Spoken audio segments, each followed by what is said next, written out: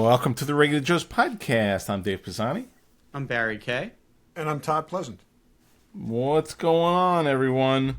We have a normal show for today, which means no guests, just the three of us. You don't get any cool, new, weird people. Not that they're weird. Different people. Well, you're certainly not going to get any new ones now that you called them. No, we're not. Alex, and that is the end of our having guests right there. It's like Alex Arnold was awesome. We had him on last terrific. week. Check out that show if you haven't. Our pal John Eves is going to be at Wonderfest, so we'll get to meet him in person. Or at least some of us will. Yeah, looking forward to that. That'll be fun. Yeah, that's good. Yeah, that will be fun. And if anybody is going to Wonderfest, Dave and I will be there. Brian Mix will be there. So let us know if you're going to be there. Yeah, for sure. Do that. And last year after we went, I'm like, I'm going to bring something. I know what I want to make, and I'm going to do it. But I got a year to do it. Now I don't have a year at all to do it. I don't even have 6 months. And I'm like super busy now too. But I think I want to bring something. We'll see. I would have Barry make something, and then you build an amazing display for it. No. I want to brand something the hell out of it. That's all. The prop thing, which is the smallest. Well, we thing. know what you originally said you were going to enter. But That's what I still want to build. But you've got a lot of work to go on that. It's crazy how quickly a year goes. I mean, what are we? It's now March, April, May. It's like 3 months. It was like, there's 11 months. There's no big deal. Now there's 3 months. Yeah, Scott Beckman and Pat Kelly were asking me if I was going to enter anything, and I think the challenge is, and almost everything I build is fragile enough that I don't know how I'd get it there. Like, you've built plenty of stuff that you don't have to build something new. No, I know, but like I would enter the skeleton warrior thing, but it's just too fragile to travel with. Go to Harbor Freight, get one of those fake Pelican cases for like $30 and put it in that and just carry it on. And take the little the foam, pick and pluck foam. And the block foam and cut strips. Yeah, I know. I thought about it. Yep. I've got to decide, but I don't know. I would like to enter something just for the experience of it, but just being there is fun. Barry, so much of the stuff we saw last year, you do better work than that. And I'm not ripping on those people. I'm saying you have great skills. You should show it off. Yeah, I'm thinking about it, but we'll see. Although we're having this discussion on the air, but that's fine. You could give it to Brian. He's driving. True. That's and true. I'm sure we'll see him. If we see him before that, maybe I box it up and give it to him to bring. That might. Well, be he's better. always driving past my house, so you can give it to me. Yeah. Okay. I'll think about that. All right, everyone. If you text us if you have want to get involved in that conversation. Yeah. It's like the new Pony Express. It's just Yeah.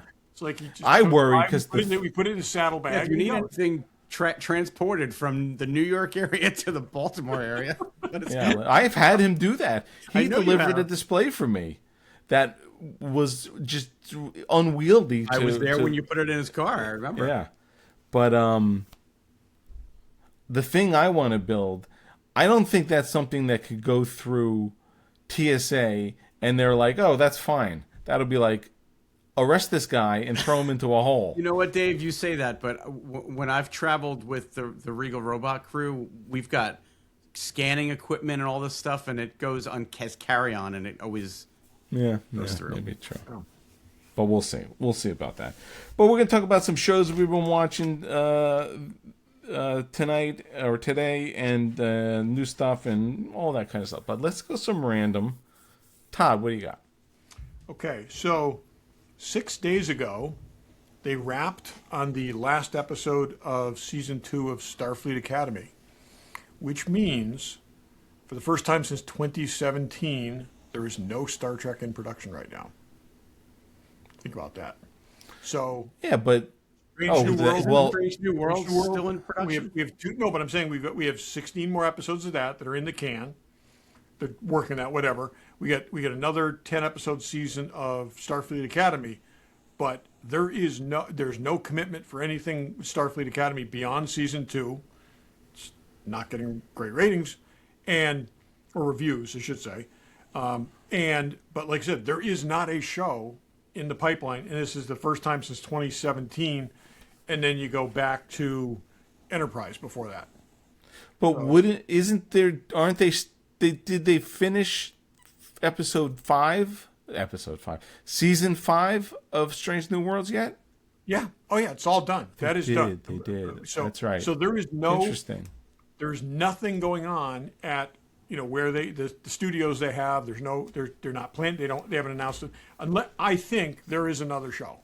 I do believe there's another show that they don't want to talk about until season 5 of Strange New Worlds. And I'm wondering if, as a company, Paramount and all of its subsidiaries are just too busy right now with other things to pick a direction for the future of Star Trek. It's part of that, but I also think if you're going to do Star Trek Year 1, okay, you don't want to announce that with a season and a half left of Strange New Worlds. So I think if there's ever been more honest, we'll hear about wonderful feeling people like Paramount, the scumbags we'll hear about that they are after now. After season 4, and then season 5 leads into that. Yeah, that's my theory. But technically, I'd like to believe that, board, Todd. I really would like to believe that. I really would, but I don't think. I think that they are having a real hard time figuring out what the future of Star Trek is. So, see, here's my thing, Barry. In the last season, in the last season of Strange New Worlds, they cast a Sulu and a McCoy. So they announced who those actors are going to be. But what I'm saying is, why do you do that with nothing to do with them? Why do you commit to those? You know what I'm saying? But everything that I've heard, and again, it's all rumor and speculation, is that the current management thinks that the future of Star Trek is on the big screen and not on TV. And yet there's nothing in production for the big screen. Well, there's nothing, and there's nothing in production for TV. Okay, here's the other thing, though. Paramount owns the, right? Don't they still have the rights thing, or they because they have CBS? No, I don't think there's a rights issue anymore. Yeah, that was the issue forever. There have been 3 or 4 Star Trek everything movies now that went into pre-production that never got past pre-production. Right. Yeah.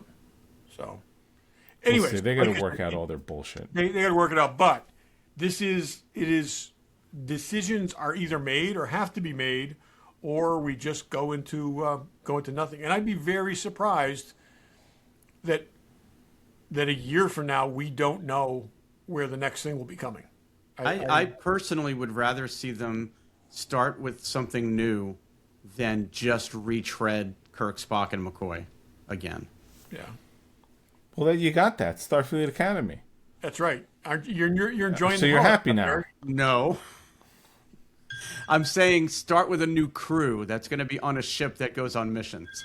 Okay. Not college. That was Discovery, and you love Discovery. And you love what else do you get? What else are you looking for? All right, so maybe Star Trek should just end, Dave. I mean, I don't know what to say then. Yeah.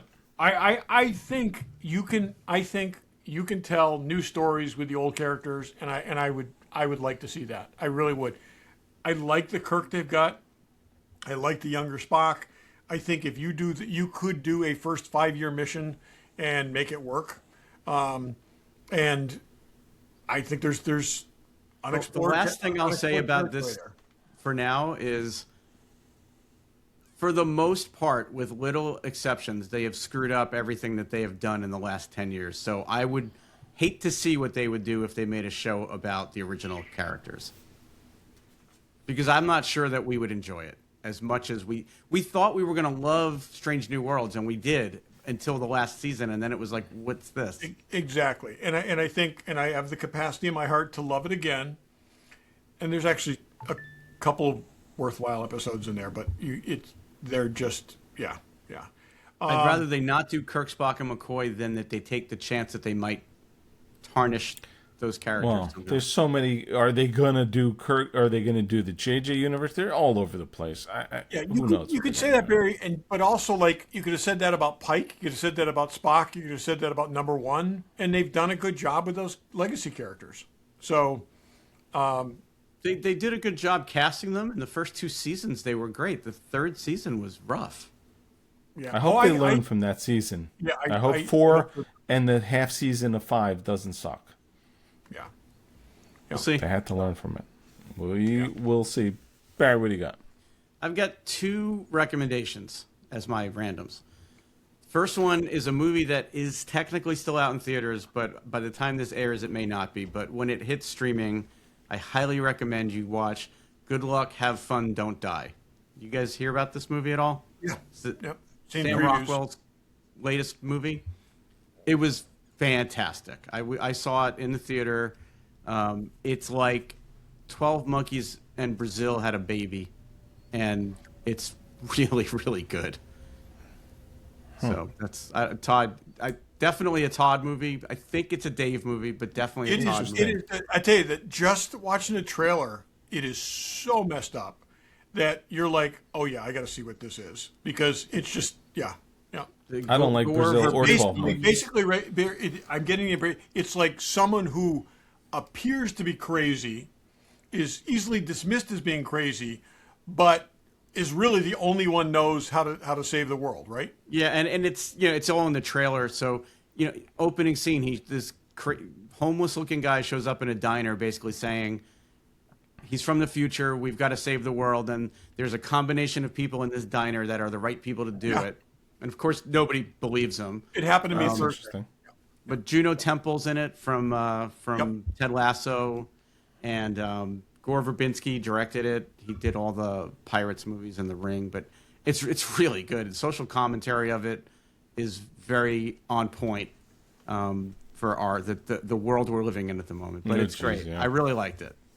Cool. So recommendation on that. And then my other recommendation is a new podcast. Well, it's not a new podcast. I just discovered this podcast. It's called Before and Afters. The guy that wrote the new ILM 50th anniversary book, I think is Ian Fales or Follies. I don't know how you pronounce his last name. But he's the host of it. And they have like over 200 episodes. But they just started a 10-episode run with the interviews that he did for the ILM book. So it's all the old ILM crew. Cool. So the first episode just came out this week. So last week as you're listening to this. And it's an interview with Dennis Murin. But it's going to be all different people that worked at ILM through the years and were there at the beginning. So it's called Before and Afters. So that's what it's always been, and they're just doing this. Yeah, that's what it's always been, but now they're doing this 10-episode run on ILM people. Interesting. So I'm in the middle of listening to the Dennis Murin one now. It's good. That's cool. Interesting. Well, speaking of podcasts, that's what I was going to talk about. I was, I do watch a lot of YouTube because, I like watching a lot of making stuff and woodworking stuff, but so Brent Spiner and friend of the show, Jonathan Frakes, have a podcast now called Dropping Names with Brent and Johnny. And interesting title, but I guess those guys are really close friends. I didn't realize, who were the close friends from that crew. But, I think they're all fairly friendly from what we see and hear. But anyway, so I've watched some snippets, and then I'm like, they had Nathan Fillion and Alan Tudyk on, and I'm like, let me watch this. This is an hour. So they do it in like a studio setting, but it's exactly what we set out to do in this podcast. It's not like, it's just going back and forth. It's just a discussion amongst, and they all know each other from the con circuits and stuff, but it was really like, It was like, oh, what do people I admire? I would love to hear a conversation. And that's exactly what it wasn't like questions and answers. It was, oh, remember this time, and someone tells a story, and oh, we did this. And that's all it is. It was very organic, and I thought it was great. And ironically, I didn't realize this. So Nathan and Alan have a podcast. There's only about 17 of them. So they just started it maybe 3 or 4 months ago, called Once We Were Spacemen. I haven't seen or listened to it yet, but I assume it's sort of a similar thing. But everybody has a podcast. Everybody. First of all, we've been doing this for 14 years, so screw all you people. We were the pioneers. We were pioneers. But, Todd, when we were talking to Frakes at that show, he was very easy to talk to. Oh, yeah. Yep. Really talk to you like you are someone he knows. Maybe because we knew a little more about what was going on than the normal person. I don't know, but that's what it's like on this podcast. He's just a very easy, genuine guy to listen to talk, and he's got really good stories. I remember you gave him our card, and he said, podcast. That's a good idea. It's like it had never occurred to him before that moment. And so maybe we can start on this. Yeah. Yeah, we're going to have to. Johnny, our lawyer, is going to call your lawyer. Yeah. What's interesting enough, so these are all big science fiction guys, especially Alan's been in everything, Star Wars and all this stuff. And what we always say came up about like interactions with fans, and they all had this nice little discussion about like it's not, the autographs are meaningless. It's people are looking for a moment with us, and Jonathan was very much, my job is to give them a moment that it's something that is meaningful to them, whether it's a minute or 2 minutes or whatever. And and we met Spiner.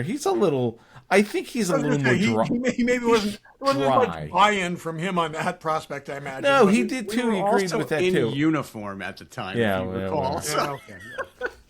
But anyway, they all agreed. Costume, Barry.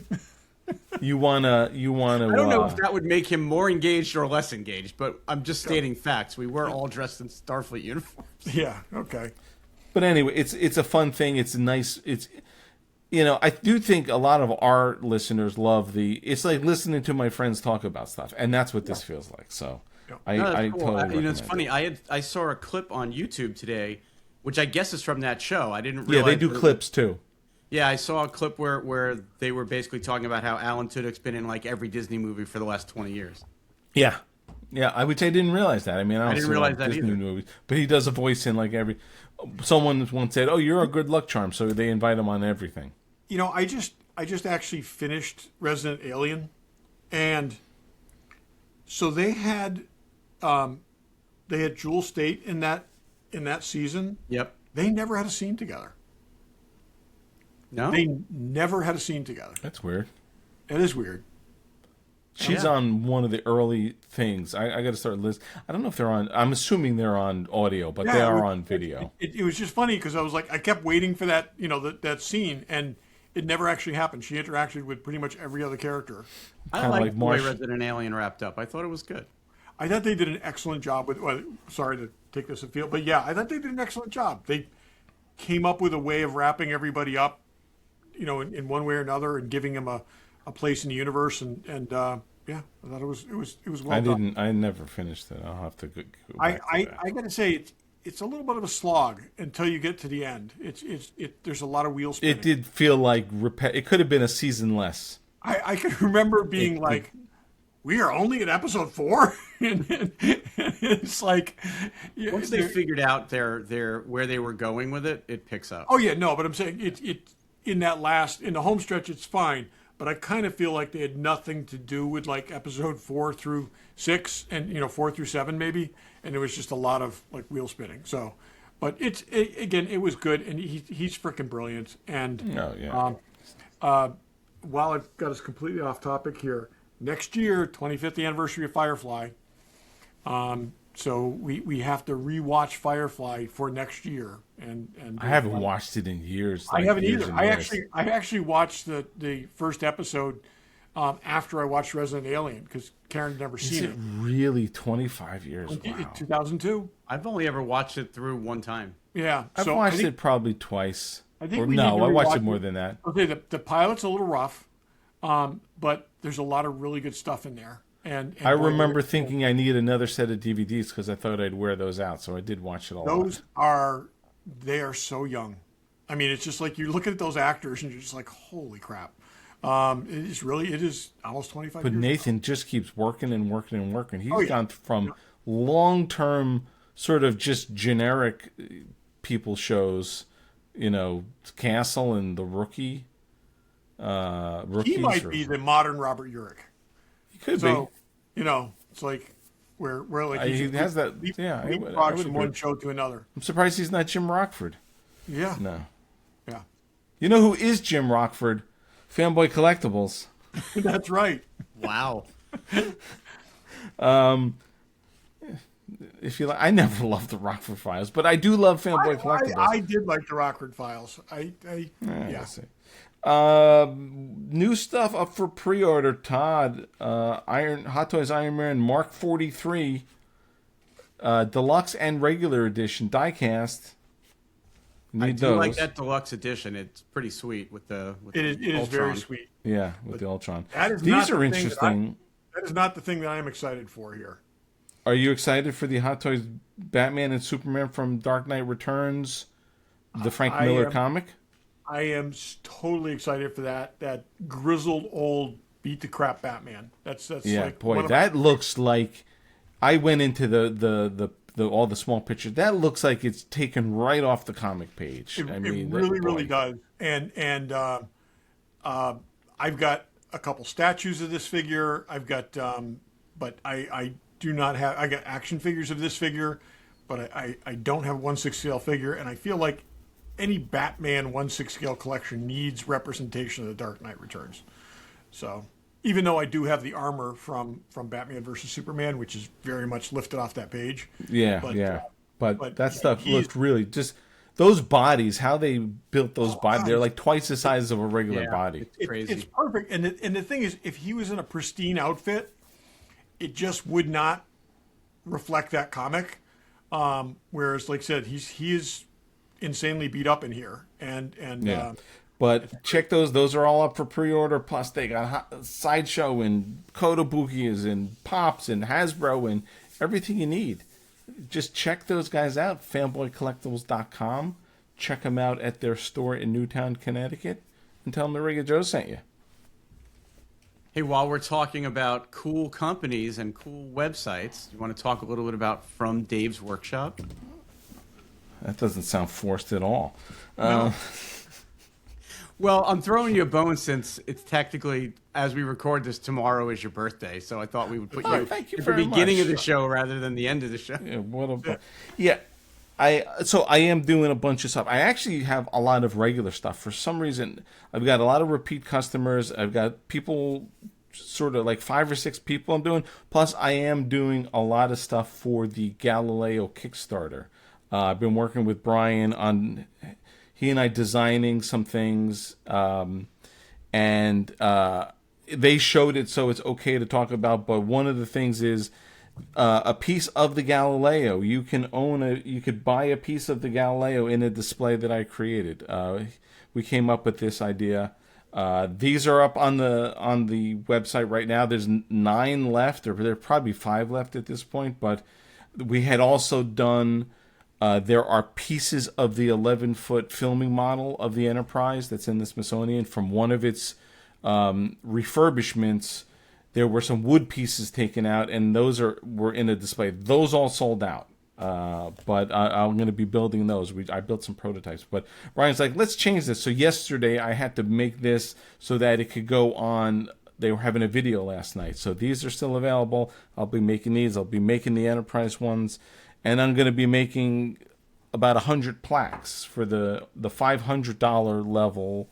You get your name on the plaque in the actual building, and then you get a plaque yourself. So I'll be working on all that stuff. And someone saw the video that they did last night, asked who made those plaques. Brian gave him my number, and I just had a conversation with a guy to maybe do something with him. So that's all nice. Good. But yeah, so those shuttle things look awesome, and who knows, by the time this goes up, they could all be gone. But if you want one, people jump on it. The Enterprise ones are all, like you said, they're all sold out. But there were 9 of those. They were very expensive, $1,701, and they all sold out. So it's a piece of the actual original Enterprise. And it's not just, and you're also supporting this project. It's supporting the project. You're not exactly, just buying a chunk of wood, from the original model. You're supporting this project, which is a terrific thing. So yeah, we'll get into that. But if you do need a placard display, FromDavesWorkshop.com, email me FromDavesWorkshop@gmail.com. But so just as an update, the Kickstarter, we're recording this on Monday, March 2nd. The Kickstarter ends on March 15th. They are hit their $100,000 regular goal. Then there are 3 stretch goals. They hit the first stretch goal, they hit the second stretch goal, and then the third stretch goal. As of this recording, they're at 212,000. They want to get to 250 to build a whole video wall at the back of the thing, which would be awesome. I hopefully, as you listen to this, they've already hit it. I mean, they definitely, even after they hit all their goals, that doesn't mean that there isn't still an opportunity to contribute. I just want to make sure everybody, it's not like, oh, we hit the final goal, it's shut down. They will keep. No, there's always stuff to do, and that's the one thing. It's so the first 100,000 builds a shell, a shell of a building. The next amount of money decorates the building to look cool, the inside. An extra 15,000 will make that inside look even cooler. So there's don't stop. As much as it is to support the thing, which is the whole idea, there's a lot of cool swag. Yeah, and we're talking about some of these things that are sort of the high-ticket items. You can get in this at any level. So even if you can't afford a piece of the original Enterprise or the shuttle, there are very affordable packages that allow you $50 gets you a hat and the shirt or a shirt, and there's lots of stuff. And then there's all kinds of cool things with meeting with George Takei and Walter Koenig and all kinds of fun stuff. But check that out. Parties on them in the briefing room. There's all kinds of add-ons you can get to it. So definitely check it out if you haven't yet. If you're thinking about it, time is starting to run out. So definitely go to Kickstarter. Just search the word Galileo and it'll come up. Yeah, exactly. Every pledge helps. It's fun, and there will be a big event in September revealing it. We're going to be there. And we'll get there when we get there. If you're coming, we're gonna have gifts for people. So, yeah, it'll be fun. So, what are we doing? Okay, what do you want to talk about first? Let's talk about Pluribus because it's the oldest and we watched it the longest time ago, I believe. Yes. I liked it. I think you thought I wouldn't like it. I was convinced you would. I was convinced your first words out of your mouth are going to be, "It's so slow." There's been slower stuff than this. There has been, and it was slow for a reason. You saw the evolution of things. You saw her mind be changed. You saw her lose ground. You saw her, But there's something going on major in every episode. It's not like there are some things that just nothing happens. I thoroughly enjoyed it. And a lot of it, nothing good, I thought she was fantastic in Better Call Saul. Okay. Oh. And I didn't see that. But. And she basically played his kind of long-suffering girlfriend, co-conspirator. And she was brilliant in this. She was absolutely brilliant. I mean, this is not an easy role to do when you're like she carries the show. Just dislikes people to begin with. That's what I like about it. Has to be likable on it. You have to be able to she's basically like a benchmark. You're looking at her and you're saying, I would do that. I wouldn't do that. Wow. And it's because you were constantly reevaluating who she was and who you were based on watching it. And what would you do? And would you be Air Force One guy or judgment, or would you be this woman who's resisting because she's just that obstinate? Why can't you be both? See, and I knew Dave would like it because I knew Dave would relate to the fact that she hates everybody. Well, you know what's great about that? She can freely hate everybody, yet they still want her and want to engage with her and want to please her. That doesn't happen in the real world. I sit alone in this house 7 days a week until this 1 hour that I get to talk to 2 other people. No, that's not true. Well, but the other thing is that they're keeping her on the hook because they want to convert her. Of course. Yeah. So they're playing but nice. Also they're biding their time. It's that, Barry, but it's also they don't have a choice. Okay? I mean, they're hardwired to cooperate, and this is a person who, it needs to cooperate. Versus, yeah, exactly. They're all accommodating each other by how they're wired now, and they've got to deviate from that pattern to accommodate her. And like I said, the Vince Gilligan's awesome, anyways. I mean, everything he's done is great. It's just, but just watching this, it's just like the choreography, how people move like ants and stuff, but still retain a measure of personality. Be like, hello, Carol. And it's like, and doing the, when they're stocking the supermarket and everyone's just moving in unison. Yeah. And it was just, I think the interesting thing is, and I don't think they've exploited this enough. It's not easy to because it's a whole tangent, but every single living person on planet Earth, except for, I guess, 11 people, know everything that every single person on planet Earth knows. Right. I mean, are there aliens? Who killed JFK? That is how. But yeah, no, that's how a TGI Fridays person can fly the plane. Yeah, I love that. Yeah, yeah.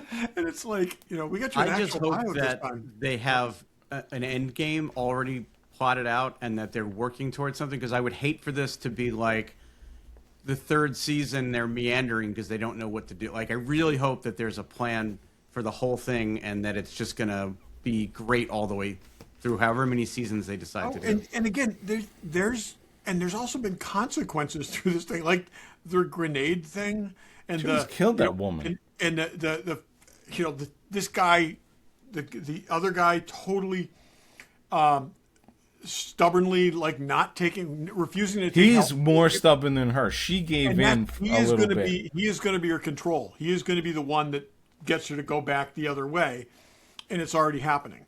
I'm never going to. Where was he, in Costa Rica or wherever you fall against? I'm not going there. Oh my God! It's like, yeah, that was crazy.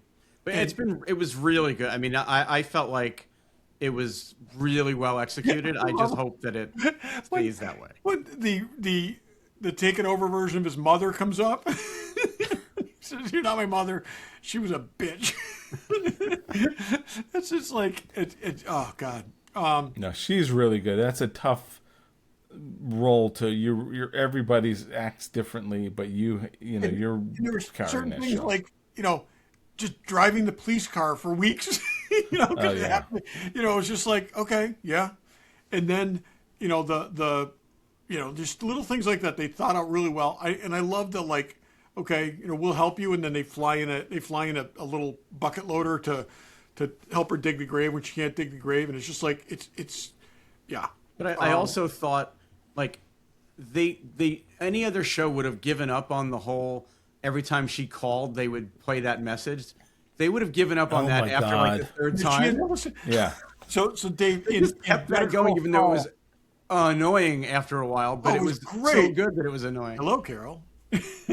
We just need some space. We need some space. Her boss, their boss in Better Call Saul was the voice in the recording. Yeah. So that was the only thing he did. Howard. Howard and it's the only thing he did in the show, but it was great. And that was a little in thing from Vince Gilligan. I thought that was great. The message, the Undersecretary of Agriculture for something or other, in the first episode, he says, "Well, I was here and I had a suit," and it was like Jack Wagner. It was just and I got to say, probably one of the most brilliant things was John Cena. Oh yeah. Oh, God. Did not see that coming. He did not see that coming, and it's like, oh, he's John Cena. He's great. We hung out together. It's like, so my question, Dave, is in this situation, okay? I'm not going to ask you anything creepy, but would Tom Cruise be hanging out at your house? No, I bet he's hard to talk to. No. Well, but no, you can't talk to nobody's themselves anymore. That's the thing. But still, it's like you love Tom Cruise. Would Tom Cruise just be maybe I'd ask to see Tom Cruise and I'd ask him all the would you play tennis questions? With him, or would he be just the guy you hang out with? And oh, there's so many. That's the thing. There's so many. I'd like to play tennis with Novak and see if I could even return one of his serves ever. I'd like everybody could play tennis as well as he could. Can you? Yes. Yeah. Okay. You could fly a plane. I get the knowledge. Yes. Everybody has shared knowledge. They may not have. No. But they played. Abilities.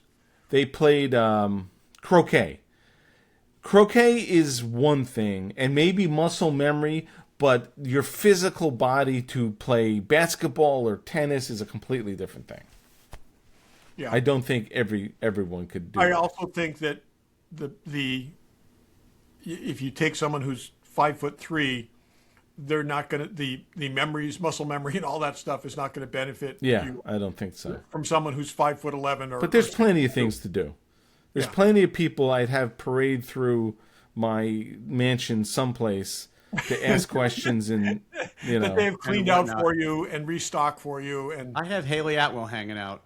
That's what I do. Okay, I'd ask her to bring some friends too. Yeah. No, there's plenty of things to do. But in the same, I think you could be the Air Force One guy and her. Like, I might as well enjoy myself while I'm trying to figure out how to change this. Yeah.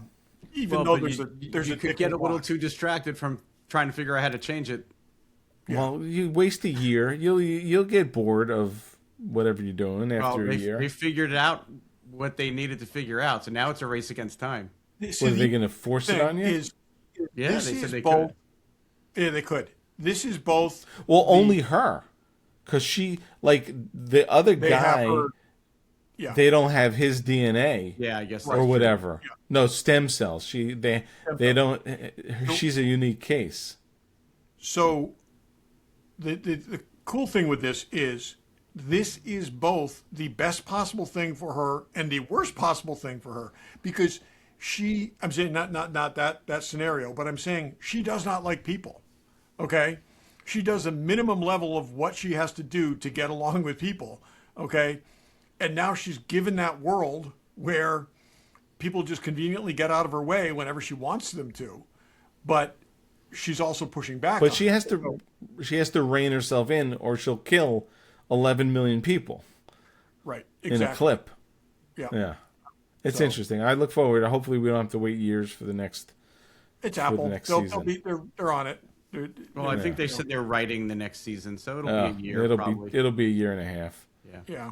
But it's also, I got to say, it's probably not an insane show to produce either, though. So a whole lot of it is shot in Albuquerque. So, we'll see. But again, I like I said, I knew it was going to be different. They said from the beginning it was unlike any sci-fi thing ever made, and it's unlike anything Vince Gilligan ever made. He's really the only one that could have pulled this off. Noah Hawley possibly, but.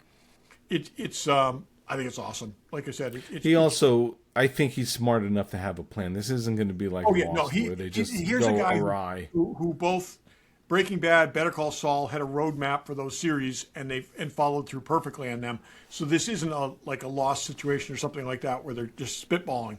So, but I think, like I said, it's going to go somewhere, and I think it'll be interesting, and I'm really glad it got the attention it got.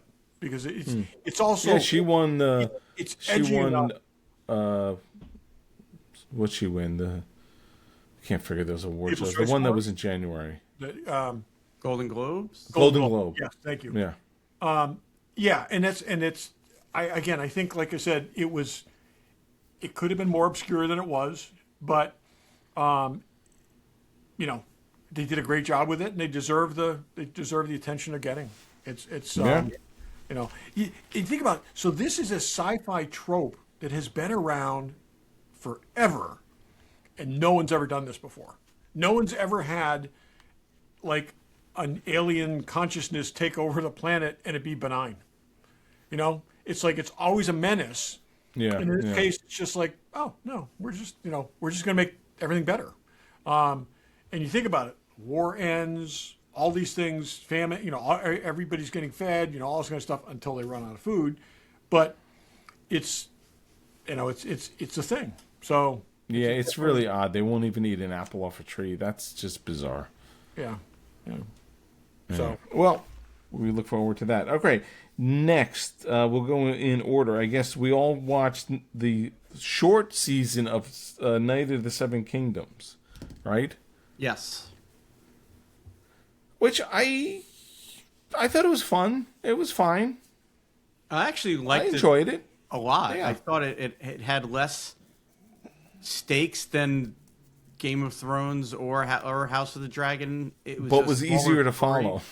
It was a smaller story. So much easier to follow, and it was fun. Okay, even when it wasn't, and it was like it was. You could say that second to last episode was brutal. It was brutal. My God. But that's also what that shit was. I mean, it was just. Oh, I know it was, but it wasn't that way until like that. That was a standout. Yeah, Yeah. I think Pam watched it with me. She doesn't like. She's like, I watched 10 minutes of that. The rest was through the blanket. And but I mean, just like I said, utterly brutal. But did you guys figure out who Egg was earlier? No. No. Pam actually did. I did too. I said didn't. Aegon. He's Aegon. That's where Egg comes from. One of the but because the kid, he was not like a farm kid, but yeah, really well done. And it was like a palate cleanser for that universe, where everything is so heavy and so consequential. It's like this guy is a simpler guy. It's just you still had a Targaryen in there that acted like a Targaryen, so it still felt like Game of Thrones. But that's what I'm saying, Barry. Is the Targaryens acted like Targaryens? The Baratheon guy, totally a Baratheon guy. Okay, and it was just like this was, it was in the universe what you expect, but it was also, it didn't have to be. Everybody stabbing everybody in the back, and everybody, it's like, and it was much more straightforward. It was nice to not have a super and not have to have a map thing on the coffee table to figure out where the hell they were and who they were talking about. No, you did not have to make a chart. Yeah. And it was like, So I didn't realize it was only 6 episodes until. I think that's fine. I think I knew that because my son talked about that before it ever aired. So I think if you can tell a story this well in 6 episodes. That they didn't have to put more filler in it than that. I think that the way they wove the relationship with his mentor in, and I love the visual in the end with the walking away, the end. I thought that was brilliant. The point that he, basically no longer needed him, and his spirit wandered off to the side. I thought that was great. It's really well done. Really well done. It was nice. And like I said, it was easy to watch mostly, unless until people's skulls are literally getting bashed in. That was brutal. Spoilers on all this stuff, by the way. Sorry. Well, I don't think as much of it because we didn't say whose skull, but let's just say it's yeah, and even with a show that was lower overall stakes than a big Game of Thrones or House of the Dragon, it still had weight to it. Yeah, because I thought it's a personal story, contained story. Yeah, his weight for him. Yeah, and you never really, I mean, got into the stories of like common people. And he's, who I never knew what a hedge knight was. And you got that from him and his girlfriend, and you got the, in the flashbacks. I thought that was well done. I was worried we were going to spend the entire episode in that, and they didn't. They worked that out well. Did you recognize the Baratheon guy? No, you said who he was. I don't know. Oh, yeah, he was the brother from the gentleman. You said that. Yeah, I didn't remember that. And he was perfect. He was absolutely perfect. So, it was good. Well cast, well done. And they're going to make more. So, it's a nice kind of in between thing when you're waiting for the other one. So. Now I know this one was based on a book that Martin wrote. I don't know. Is there more from that, or is there more for this going to be off book again? There's more stories. They're already saying this very closely followed the first story, but they're deviating from the second story because some of the people who were in this series are not in the second series, and the second series, where they were in the second story. So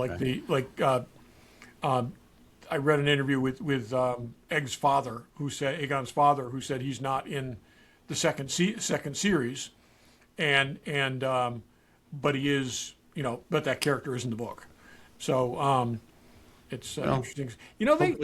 I will say this is, they could crank these things out. If 6 episodes, they could knock 2 of these out a year, and that would, That would be great. I hope nothing bad happens to HBO. Oh shit. Yeah. Yeah. Well, I mean, not to go off on a tangent, but the good news is they announced today there's going to be one big streaming service at the end of all this. So, what's that going to cost per month? Can only imagine. But disgusting. Anyway, all right, moving on. Moving on to a streaming service. Another streaming service. All they have to do is sell more phones, and we'll still be getting good stuff. I don't think that they're in any risk of being bought out. I hope not. You know, it's scary when the biggest company in the world is the one who's like, I'm pulling for you. Yeah. I wish Netflix actually bought Warner Brothers at this point, but whatever.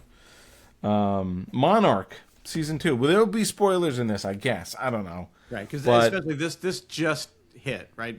Season 2, episode 1 just aired as we record this. And yeah, a couple days ago. By the time this drops, there'll be a second episode out. But so we all really loved season 1, and we've been waiting for this to come back, and the trailers looked good. So I was super excited for it, and I think episode 1 paid off. I think it had a lot going on. Yeah, I mean, there was a lot going on in there.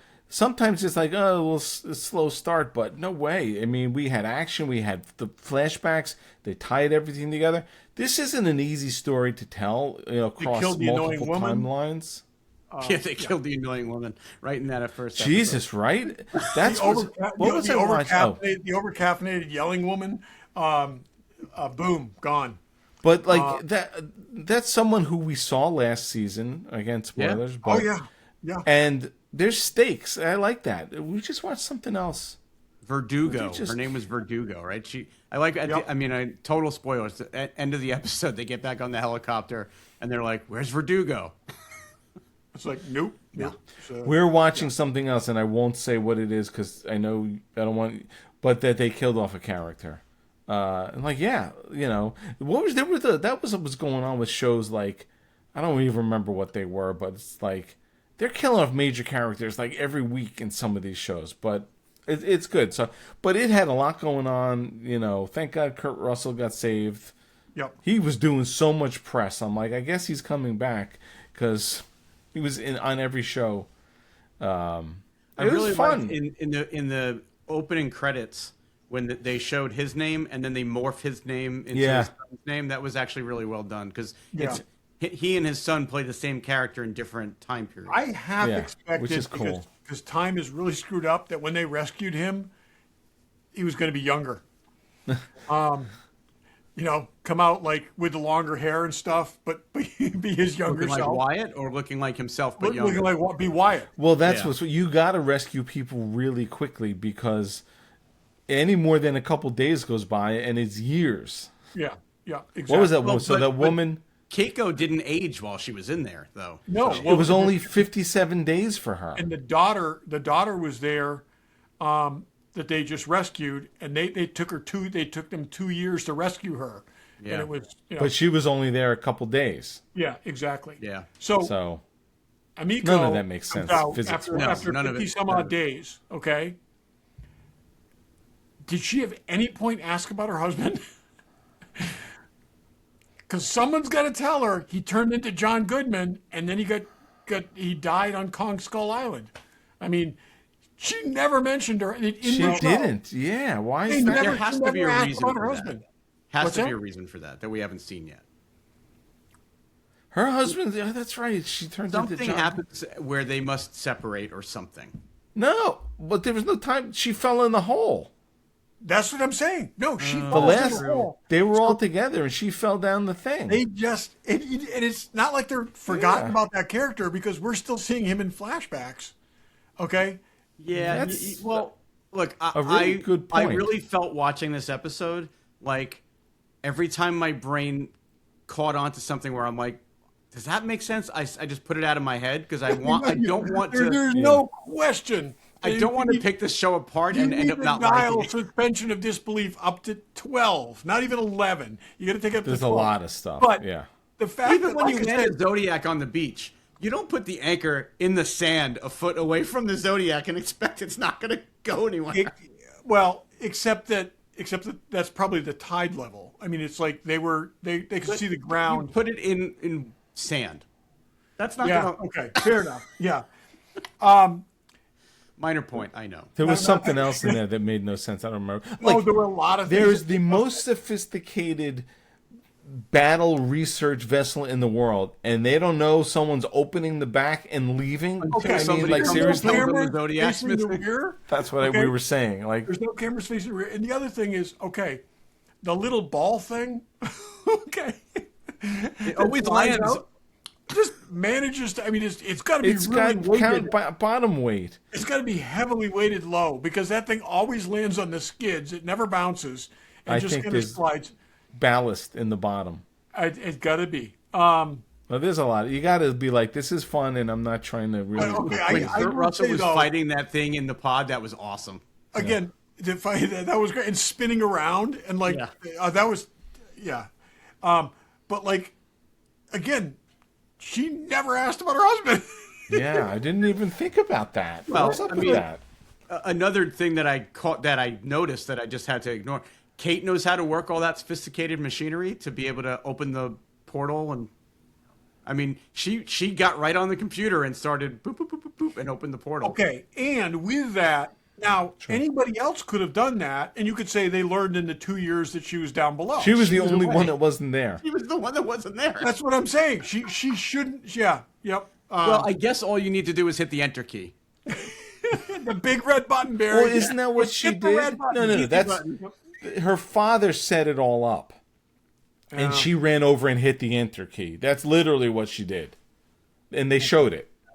Okay, but and this is a more broad thing, but like I know she wants to get Kurt Russell's character back, but she's willing to do it without understanding any of the risks or what. Like it, I understand, and it's you basically unleashed the worst monster in the world to get this guy back, right? Yeah. Without and everybody's telling her like, we tested this under the best conditions. These are terrible conditions. Like this is going to go badly, but she's just going to do it anyway, and she's smart enough to make that decision. No, she's but it's so fun. I really liked it. I'm not trashing. He just happens to be like 100 yards away from this thing when the ball drops. It's like. This was, again, you just can't think about it too much. I love this show. I do. And me too. It is better than the movies. It really is. And it's got Apple money behind it, so Apple money is just silly. But the Kong really stuff. Good. Where's Godzilla during all this? The idea that they can't, that they're worried about like stepping on a twig, okay? They're worried about stepping on a twig and waking him up. And then when he rolls over in his sleep, they scream at the top of their lungs. I know. It doesn't make a difference. Boy, she got lucky, right? She fell right between his fingers. You knew that was going to happen, but it was still. And this is the instance where now King Kong is like 2,000 feet tall, basically, as opposed to like 25 feet tall. Yeah, 40 feet tall. I don't know. The look that King Kong gave them when that thing went into the water. He was like, "You son of a bitches!" Like it was, you got emotion out of King Kong's face. It was great. Yeah, it did. Yeah. It did. We don't. I thought it should be Monster Zero, but it's somebody else, I guess. The guy with the 3 heads, the one with the 3 heads. Oh, yep. Now this is some kind of like squid spidery monster. Yeah. Yeah. It's fun though, and they came out of the gate with a lot going on, and it's nice. It's not like, oh, let's just start slow. But no way. So do you let the woman who's been lost in the lost world for 50 years run Monarch? I think that's what's going to happen. I think they're going to put her in charge. Well, it's her company. Well, yeah, but I'm saying I love that her frame of reference for technology was Sputnik. Yeah, I know that was good. And it's like, can you do that? And it's like, but also was figuring stuff out that they hadn't thought of yet. It was like, okay. I like her a lot. I like her character. She's going to be caught up by next episode. Yeah. And it's like I said, at some point somebody will tell her, like I said, that her husband turned into John Goodman. I like I think it's great. And again, it's just fun. You cannot you don't want to think about it too much. No. So that's good. All right. So 3 thumbs up. Yeah, for sure. 3 shows, 3 thumbs up. 3 good shows. Yeah. If you're sitting around saying, what the hell should I be watching? We just gave you 3 good shows if you haven't seen them. There you go. No. Yep. True. And Monarch is weekly. So Right, and if you haven't seen Pluribus and it's not weekly. You could binge it. Yeah. They're all out there. So. Yep. Yeah. All right. I know some of us have what's in the box. Barry, what do you got? What's in the box? I've got a little bit of an autograph roundup. I know you did one a week or two ago. You showed a couple of recent acquisitions. I got a few in. This is from our friend Andy Luck, who Dave and I know through autograph. I think it's a Phil Tippett autograph that he. I have one too. I never showed it though. But yeah. Yeah, really cool. From the Imperial Walkers group that Dave and I are both in, I got a Dennis Muren with nice AT-AT, which I really liked, and I also got a Tony McVeigh from him, who sculpted Salacious Crumb. And then from a company that I had never heard of, but they're called Star Spot Signings. I actually got 3 of the 4 cast member kids from Skeleton Crew all in one photo. And this was really inexpensive. Like I couldn't believe how inexpensive this was. So I grabbed this, and now hopefully the other one, the only one that isn't on here is the girl with the visor. So hopefully she'll do a show, and I'll be able to add her to it. But that's cool. Yeah, a couple. Mostly I like to get autographs in person, but when they're a good deal or where it's something like that. Yeah, well, the ILM guy, I mean, you see them, but you can't get those guys. They're not doing shows. No, and when I've been fortunate enough to be in the room with those guys, I don't have 8x10 photos with me to get them to sign. Just be carrying them. I probably should. Well, I mean, thankfully they all did sign something for me, but I wish I got that guy who did the map paintings. I didn't realize who he was, but he painted the warehouse at the end of Raiders. Yes. He was also. I have one from him. Do you? Because he was also in Empire Strikes Back as a rebel pilot. So I got him. Oh. I also have Ralph McQuarrie as a rebel pilot. Oh, that's cool. Yeah. But yeah, he was signing, Todd. He was like signing the map, like the Indiana Jones warehouse map painting. That would have been, and I totally didn't think to get those. I don't know. They may do another signing with him at some point. So. Yeah, I would totally get that. I don't even know what his name is. Something Italian. Michael. Yeah. Dave, what's in the box? I have an autograph too. Speaking of getting something that you don't think you can get in person, this was from a Star Wars Autograph Universe who doesn't only do Star Wars, and they didn't mention this one to you, but I got David Cornyn Sweat autograph on this. You can't see it really well. Yeah, I see myself reflecting. Yeah, there you go. Yep, that's awesome. There it is. This is a big one. This is 11 by 17, and they offered a ton of stuff. It was, to me, reasonably priced for what it was, but I love that movie. I thought he's a great Superman, and I actually have it over here, and my Hot Toys Superman and Crypto are standing in front of it. So that's cool. That's perfect. Yeah, it's a big, and I wanted to put it in one of these frameless frames, sort of, just to, not have it take up too much space. So, yeah. Nice. That's what's in the box. That's cool. Okay. Remember the Kickstarter? You as you listen to this, you got like a week left. Make sure you do it. And that's it. And thanks for watching. Thanks for listening. Thanks for listening and watching.